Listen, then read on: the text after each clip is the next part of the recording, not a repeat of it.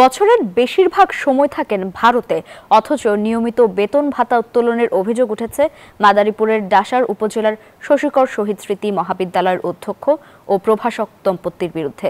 স্থানীয়দের অভিযোগ, ভারতের পশ্চিমবঙ্গে বাড়িও কিনেছেন এই শিক্ষক দম্পতি। তবে অভিযোগ অস্বীকার করেছেন অভিযুক্তরা। বেলাল রিজভির তথ্য ছবিতে ডেস্ক রিপোর্ট।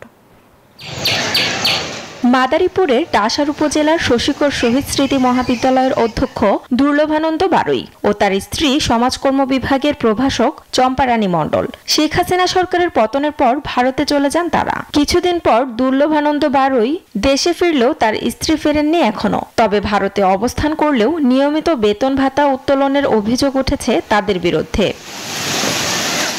বান্ডেল থাকলে প্রতি সেনমানিতে টাকা বাঁচবে। বিকাশ সেনমানি বান্ডেল কিনে জিতুন প্রতি লেনদেনে।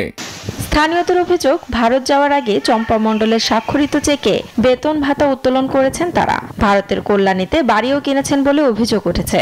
কন্যাকুনিয়া ইন্ডিয়াতে বসবাস করে কল্যাণী, সেইখানে বসে উনি বেতন পান 2টা। তার স্ত্রীর নামে আমরা যতদূর জানি এখন পর্যন্ত প্রতি মাসে 4 লক্ষ টাকা করে ডিপোজিট হচ্ছে। উপজেলা শিক্ষা অফিস সূত্রে জানা গেছে, অনিয়ম, নিয়োগ বাণিজ্য ও প্রশাসনিক দুর্নীতির অভিযোগ তদন্তে সত্যতা পাওয়ায় গত 18 মার্চ শিক্ষা মন্ত্রণালয়ের মাধ্যমিক ও উচ্চশিক্ষা অধিদপ্তর থেকে উভয়ের এমপিও বাতিল করা হয়। আদেশে স্বাক্ষর করেন মাধ্যমিক ও উচ্চশিক্ষা অধিদপ্তরের সিনিয়র সহকারী সচিব।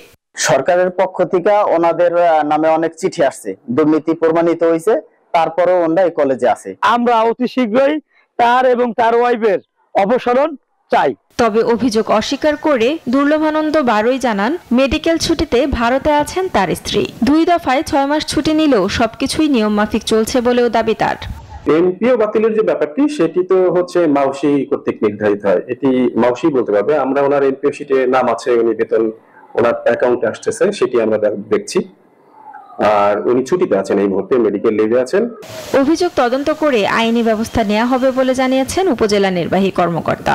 আসলে অনুমোদিত ছুটি ভোগ করছেন কিনা, না যদি ছুটি ভোগ করে থাকেন তাহলে তিনি ছুটি না প্রাপ্য, আর যদি উনি অনুমোদিত ছুটিতে থাকেন সেক্ষেত্রে শিক্ষা মন্ত্রণালয় তার বিরুদ্ধে আইনগত ব্যবস্থা গ্রহণ করতে পারে। দ্রুত অনিয়মের তদন্ত করে ব্যবস্থা নেওয়ার দাবি এলাকাবাসীর। Desk report, news 24।